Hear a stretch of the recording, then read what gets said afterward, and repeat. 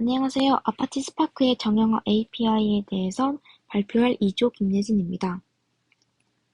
먼저 스파크 RDD의 기본 개념 및 최적화 과제에 대해 설명드리도록 하겠습니다.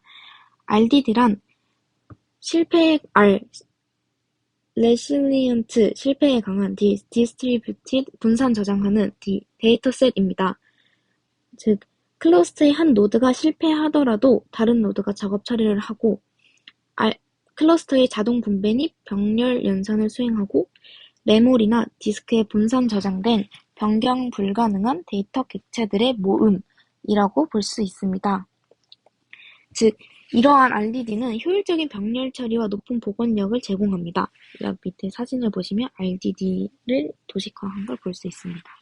RDD는 의존성이라는 큰 특징을 가지는데요. 의존성은 둘로 나눌 수 있습니다. 좁은 의존성과 넓은 의존성. 좁은 의존성은 각 입력 파티션이 하나의 출력 파티션에만 영향을 미치는 경우이고 장애 복구와 데이터 재구성이 쉽게 만듭니다. 한 파티션에서 오류가 발생하더라도 해당 파티션만 다시 계산하면 되기 때문에 장애 복구와 데이터 재구성이 쉽습니다. 맵, 필터와 같은 변환 작업을 수행하고 각 입력 파티션의 데이터는 동일한 변환 함수를 적용하여 단일 출력 파티션으로 매핑됩니다. 다음은 넓은 의존성입니다. 각 입력 파티션이 여러 출력 파티션에 영향을 미치는 경우입니다. 장애 복구와 최적화가 복잡한데 만약에 하나의 출력 파티션이 손상되면 해당 파티션의 모든 의존성을 가진 작업을 다시 수행하여야 하기 때문에 장애 복구와 최적화가 어렵습니다. 그룹 바이와 리듀스 바이 키와 같은 변환 작업을 하며 데이터를 재분배하거나 셔플링하여서 여러 출력 파티션에 데이터를 전달합니다. 마치 그 트랜스포메이션에서 좁은 트랜스포메이션, 넓은 트랜스포메이션이랑 약간 비슷한 느낌이라고 생각하시면 되겠습니다. 데이터의 셔플링을 동반하는데 다수의 노드 간 데이터 이동을 필요로 하며 네트워크 비용이 높고 전체 작업의 성능을 저하시키는 문제가 발생합니다. 이게 데이터 셔플링의 문제성인데 특히 셔플링은 장애 복구와 데이터 일관성 유지 등의 추가적인 처리 과정을 필요로 하는 비효율성의 문제가 생깁니다. 이래서 최적화 문제가 있죠. 그리고 두 번째 특성은 여러 개의 파티션으로 나누어져 있던 파티셔닝입니다. 하나의 파티션은 동일한 여러 개의 객체들로 구성되어 있고 이러한 데이터 파티셔닝의 이점이 뭐냐? 분산 처리의 효율성을 높이는 것입니다. 데이터를 논리적인 단위로 나눔으로써 각각 파티션을 독립적으로 처리할 수 있게 되고 이는 병렬 처리를 최적화하고 데이터 관리 및 접근성을 향상시키는 데 중요한 역할을 합니다. 세 번째 기능은 계산 함수입니다. 각 파티션에 저장된 데이터에 적용되는 사용자 정의 함수로 이 함수를 통해 데이터 필터링, 매핑 등의 작업이 이루어집니다. 이 전에 트랜스포메이션에 대해서 배우셨을 텐데 그 데이터를 읽어들여 조작하고 변환하는 과정으로 기존 데이터를 입력받아 처리하고 새로운 데이터를 생성합니다. 그래서 새로운 데이터를 결과를 반영하는데 중간 연산하고 지연 평가를 하게 됩니다. 대표적인 함수로 맵, 필터, 리듀스가 있는데 이 지연 평가에 대해서 좀 더 자세히 보자면 즉 RDD의 변환 저금은 실제로 시행되는 시점까지 연기가 된다는 것입니다. 각 RDD의 각 변환 작업에서 모든 트랜스포메이션은 호출된 직후 처리되지 않으며 액션을 호출하기 전까지 계보로서 기록만 해둡니다. 이렇게 DAG에 이렇게 추가가 되는데 이런 게 바로 시행이 되지 않고 액션이 실행이 되어야지만 그 모든 과정이 평가가 되기 때문에 이런 비효율의 문제가 생깁니다. 여기 보시면 각 DAG를 구성하는 스테이지, 태스크, 잡과 같은 그 이해를 돕는 영상이 여기에 나와 있으니까 한번 들어가셔서 보시면 좋을 것 같습니다. 다음으로 스파크의 구조 확립에 대해 말씀드리겠습니다. 고급 API인 스파크 SQL은 구조화된 데이터 처리를 위한 강력한 도구이며 다양한 장점들을 제공합니다. 스파크 API는 스파크 SQL 엔진 위에 구축되어 있습니다. 스파크 보시면 SQL 그리고 API가 이렇게 구축되어 있죠. 스파크 구조화의 장점은 일관된 API를 제공한다는 것입니다. 스파크 엔진은 모든 컴포넌트에서 일관된 API를 제공하고 개발자가 데이터를 처리하는 방식의 일관성을 유지하고 다양한 작업을 수행합니다. 데이터 프레임을 통한 데이터 구조화를 통해 그 테이블의 형태의 데이터를 구성해서 직관성을 상승합니다. 그리고 데이터 분석, 머신러닝, 실시간 스트리밍 처리 등 다양한 작업을 보다 효율적으로 수행할 수 있어서 개발 편의성을 향상하고 빠르고 효과적인 작업을 수행합니다. 스파크를 사용한 데이터 처리 작업에서 구조화된 처리 방식이 현재 표준화가 되어 있어서 앞에 말한 것들을 모두 누릴 수 있죠. 그리고 구조화된 처리 방식을 사용하면 개발자가 데이터 분석 패턴을 효율적으로 구현할 수 있어서 데이터 처리 작업의 생산성과 효율성이 향상됩니다. 이러한 구조화된 처리의 특징은 총 5개가 있습니다. 먼저 공간 효율성, 텅스턴 엔진을 사용해서 메모리 사용을 최적화하고 직렬화 및 역직렬화가 성능을 향상시킵니다. 공간 효율성이 향상되고 많은 데이터를 빠르게 처리할 수 있다는 장점이 있습니다. 두 번째는 표현성. SQL 쿼리와 유사한 문법을 제공함으로써 사용자가 간편하게 데이터를 처리할 수 있고 이를 통해 복잡한 데이터 처리 로직을 간결하고 명확하게 표현할 수 있습니다. 세 번째, 간결성. 스파크 SQL은 함수형 프로그래밍 스타일을 지원하는데요. 이는 간결하고 표현력 있는 코드를 의미하며 코드의 가독성을 높이고 유지 보수가 용이합니다. 네 번째, 구성 가능성. 다양한 데이터 소스와 플러그인을 지원합니다.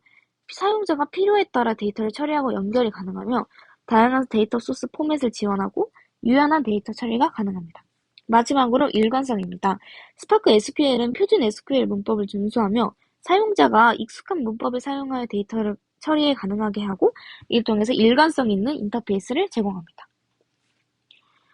옆에 보시면 저수준 RDD API 패턴 코드와 옆에는 고수준 DSL 연산자 데이터 프레임 코드 API가 있습니다.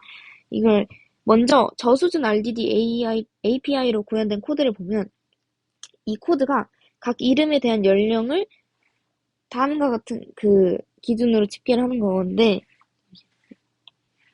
보시면 지금 각 이름이 있어요. 각 이름과 연령이 있는데 이러한 기준으로 얘를 집계를 하는 거예요.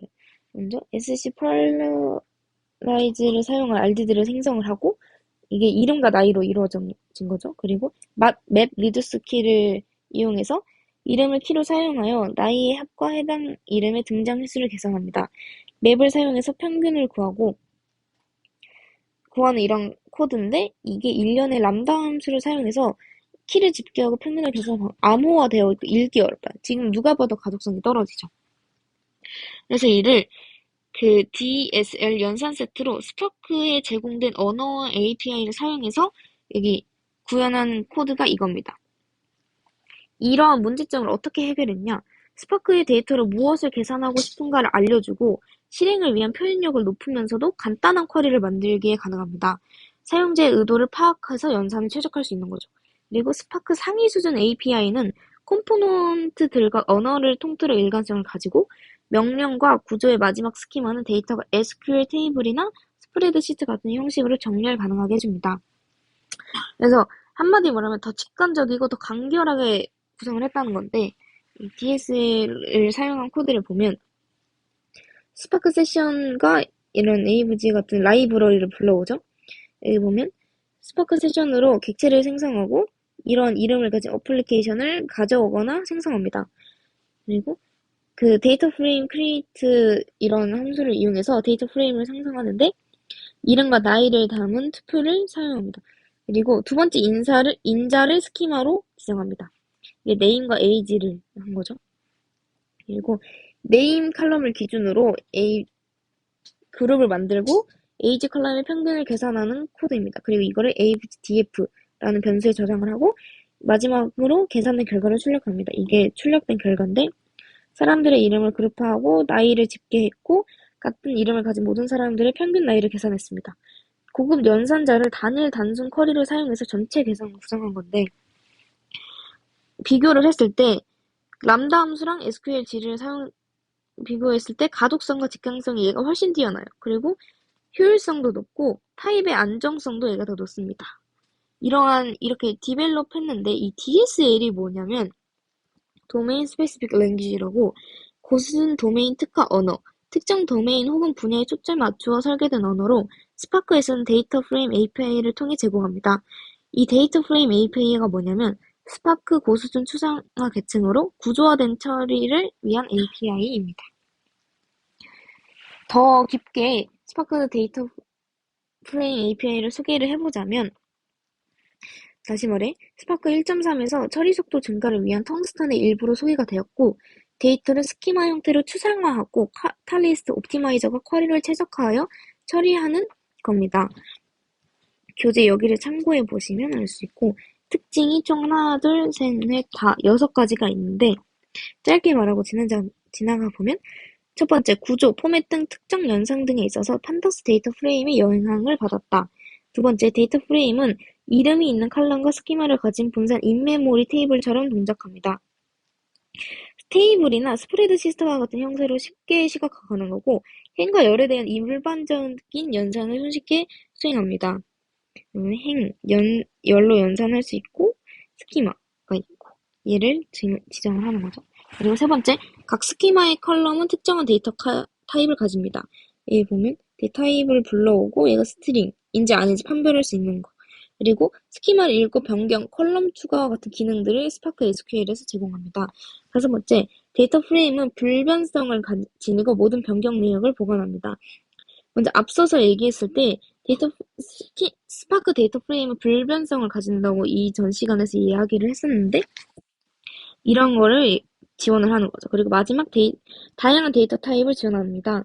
뭐 정수, 실수, 문자열을 지원하기도 하고 그 정형화된 여러 필드로 구성된 데이터 구조를 나타내는 데이터 타입, 복합 타입도 제공을 한다고 합니다. 데이터 프레임 스키마 정의와 생성. 그 데이터 스키마를 정의하는 거는 데이터 프레임의 열 이름과 관련된 데이터 유형을 명시하는 것과 같습니다.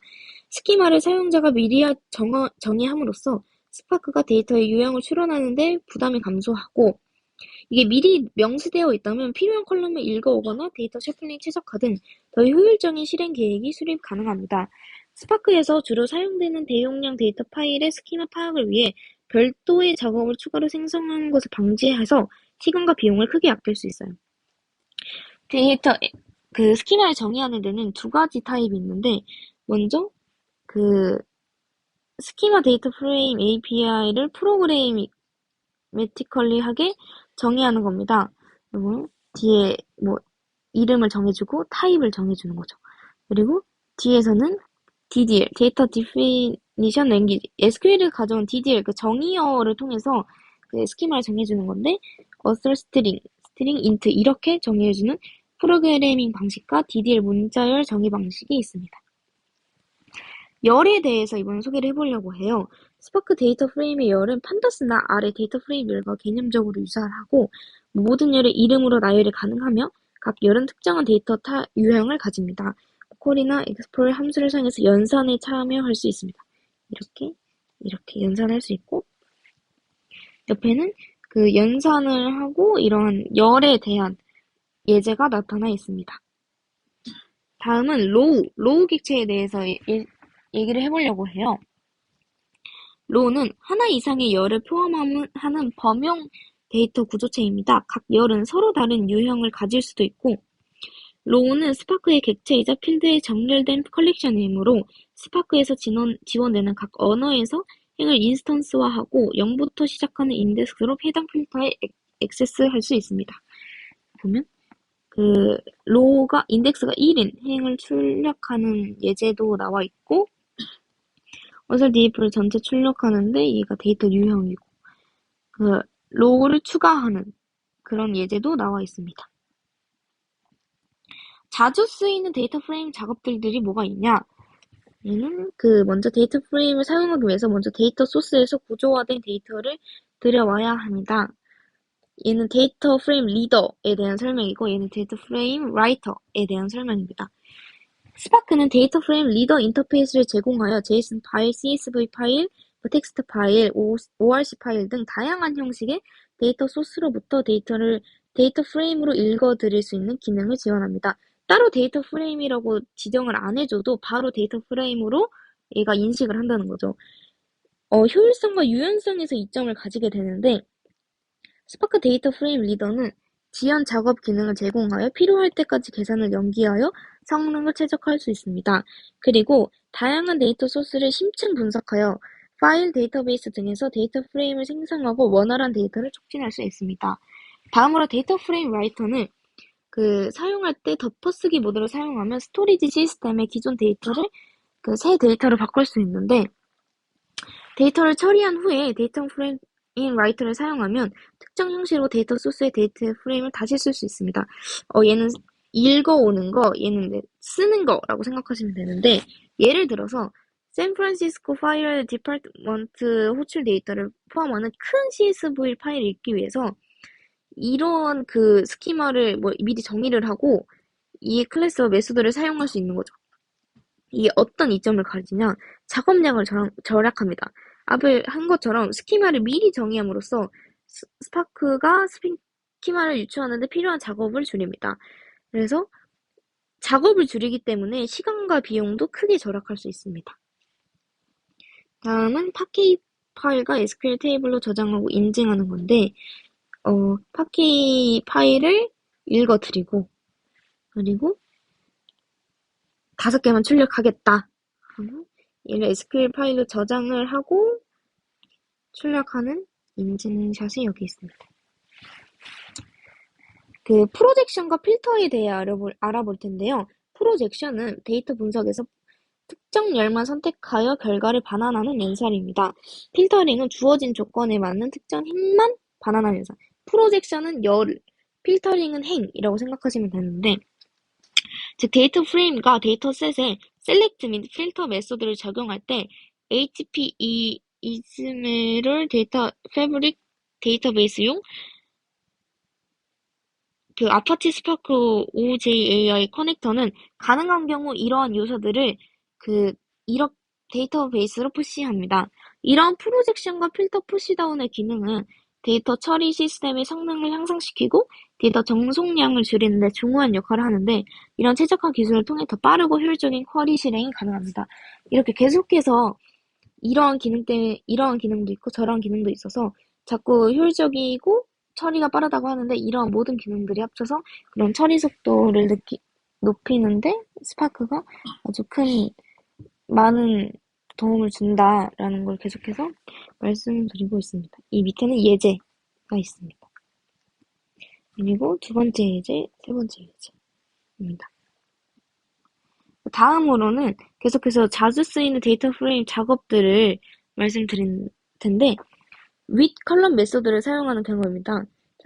기존 컬럼으로부터 변환을 취해서 새로운 컬럼을 생성하고 기존 컬럼 값을 변경하고 기존 컬럼 값의 타입을 변경합니다.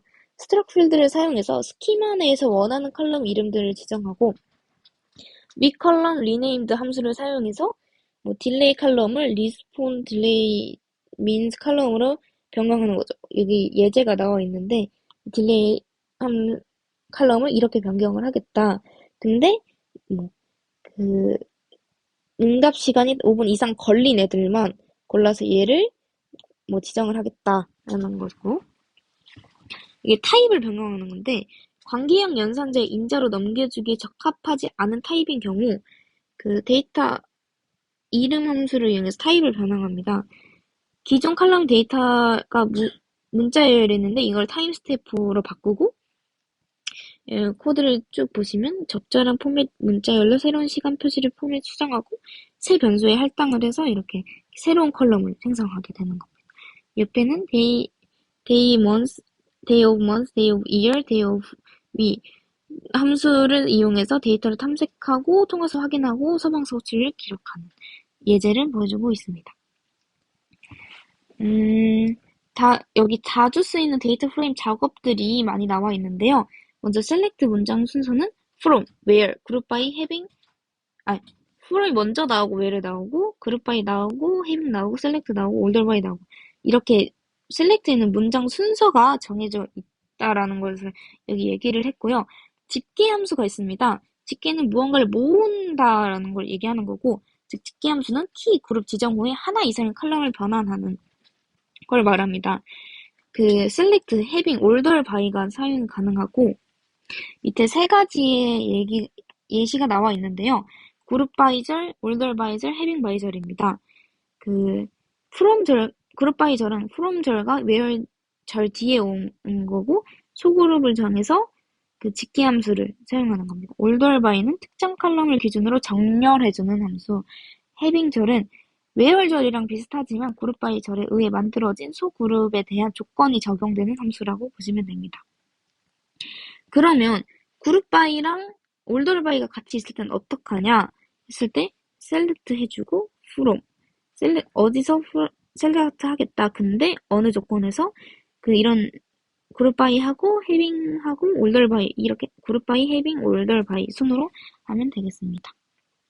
참고 내용은 제가 말씀드리지 않겠지만 한번 읽어보시면 좋을 것 같아요. 그리고 마찬가지로 카운트, 그룹 바이, 올더 바이도 많이 쌓인 건데 앞에서 얘기한 부분이 있기 때문에 여기는 넘어가도록 하겠습니다. 옆에 예제도 한번 살펴보시면 좋을 것 같아요. 이거는 다음에 이 밖에 데이터 프레임 연산에 나오는 예제를 실습하고 한 페이지인데요. 여기 보시면 셀렉트 해서 평균을 계산하고 민이랑 맥스를 계산한 예제입니다.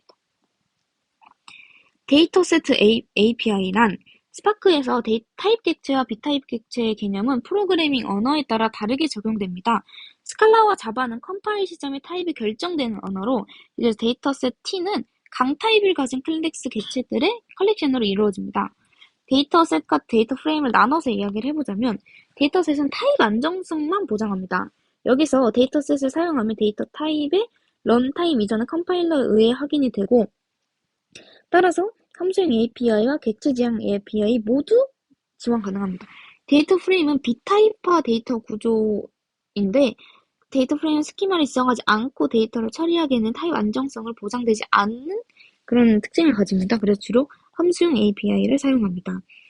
그러면 스칼라 자바에서는 이런데 파이썬과 R에서는 주로 스파크 데이터 프레임을 사용하게 됩니다. 스파크 데이터 프레임은 데이터를 효율적으로 처리하고 분석하는데 사용하고 여기서 비타입화 특성으로 스파크와 R은 동적으로 타입이 결정되는 언어이기 때문에 데이터를 사전에 지정하기가 어려워요. 그래서 데이터 프레임의 비타입화 특성이 더 적합하며 데이터 처리 및 분석을 편리하게 만듭니다. 이러한 이유로 파이썬과 R에서는 데이터 프레임만 사용한다. 네, 다음으로 데이터 소스로부터 데이터셋을 생성할 때 스키마를 어떻게 정의하는지를 이야기해 보도록 하겠습니다. 방법이 하나, 둘, 셋, 넷, 5가지가 있는데 먼저 프로그래밍 언어의 타입 시스템을 활용하는 겁니다. 스칼라나 자바와 같은 정적 타입이 결정되는 언어를 사용할 때는 클래스 또는 케이스 클래스를 정의하여 스키마를 정의합니다. 그리고 두 번째, 스키마 문자열을 사용하는데 스파크는 스키마를 정의하기 위해 문자열을 사용할 수 있는 기능을 제공하고 있습니다. 다음으로 스키마 객체 생성. 스파크의 스트럭 타입과 스트럭 필드 클래스를 사용해서 직접 스키마 객체를 생성할 수 있습니다. 네 번째, 데이터 소스의 스키마 활용. 데이터 소스 자체가 스키마를 제공하는 경우도 있습니다. 마지막으로 옵션과 구성 설정. 데이터를 로드할 때 옵션과 구성을 설정해서 스키마를 하도록 지시할 수 있습니다. 다음으로 데이터셋을 수행할 수 있는 주요 연산들을 설명하고 데이터 프레임과 얼마나 유사한지를 살펴보도록 하겠습니다. 먼저 데이터셋에서는 필터, sort, group by, aggregate, join, concatenate가 가능한데 데이터 프레임과 유사하게 얘도 데이터 프레임도 필터할 수 있고 order by 할 수 있고 그룹 바이 할 수 있고 집계할 수 있고 결합할 수 있기 때문에 이러한 필터링과 정렬, 그룹화, 집계, 결합은 모두 데이터 프레임과 유사한 연산을 한다고 볼 수 있습니다. 공통점은 데이터 필터링, 정렬, 그룹화, 집계, 결합 등의 다양한 데이터 조작에 관련된 작업을 수행할 수 있고 데이터 처리와 분석의 목적을 두고 있습니다. 다만 차이점이 뭐냐면 구현 방식과 사용되는 메서드 또는 함수가 각각 다르고 데이터셋은 머신러닝 및 데이터 분석 라이브러리에 종속되어 구현되며 데이터 프레임은 판다스 라이브러리에 의존합니다. 처리 요구 사양에 따라 데이터 프레임과 데이터셋을 언제 사용할까요? 데이터 프레임은 높은 추상화와 DSL 연산자를 제공하고 데이터셋은 컴파일 타임에서 타입의 안정성, 강력한 타입의 객체 지향 프로그래밍을 특성으로 하기 때문에 데이터 프레임은 파이썬과 R 사용자를 대상으로 하고 고성능의 컬럼을 기반으로 처리하고 SQL 쿼리 및 고급 표현식을 사용할 때 사용합니다.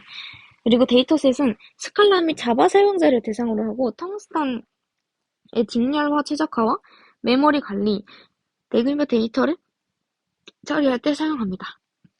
옆에 제가 하이라이트 쳐놓았듯이 프로그래밍 언어와 작업 특성에 따라 적절한 API를 사용하게 되는데 데이터셋은 자바와 스칼라, 데이터 프레임은 R, 파이썬을 대상으로 합니다. 마지막으로 카탈리스트 옵티마이저의 4단계 변환 과정을 설명해 보도록 하겠습니다. 총 분석, 논리적 최적화, 물리적 플랜, 마지막 코드 생성 이렇게 4가지가 되어 있는데요. 먼저 그 분석은 SQL 또는 데이터 프레임 쿼리를 분석해서 카탈로그에서 참조하여 unresolved logical plan을 생성하는 단계입니다. 이게 뭐냐면 아직 데이터베이스 스키마나 테이블 구조에 맞춰진 해결되지 않은 참조들이 포함된 데이터 구조입니다. 이 카탈로그를 이용해서 unresolved logical plan을 만드는 거죠. 그 다음 로지컬 옵티마이제이션인데 카탈리스트 최적화 엔진에 의해 수행이 되고 쿼리의 논리적 트리를 기반으로 다양한 최적화 규칙을 적용하여 데이터 처리 작업을 최적화합니다. 이 논리적으로 먼저 최적화를 하고 그 다음에 물리적으로 어떻게 실행할지 플랜이 들어가게 되는데 그 논리적 실행 계획을 바탕으로 실제 데이터를 처리하는 데 필요한 물리적 연산자들을 선택하고 구성합니다. 즉 데이터 처리 작업을 효율적으로 수행하기 위해 선택된 최적의 실행 계획을 만드는 과정입니다. 마지막으로 코드 제너레이션은 최적화된 물리적 계획을 기반으로 효율적인 자바 바이트 코드를 생성합니다. 코드 생성은 데이터 처리 작업을 자바 바이트 코드를 변환하여 더 빠르고 효율적으로 실행 가능하게 합니다.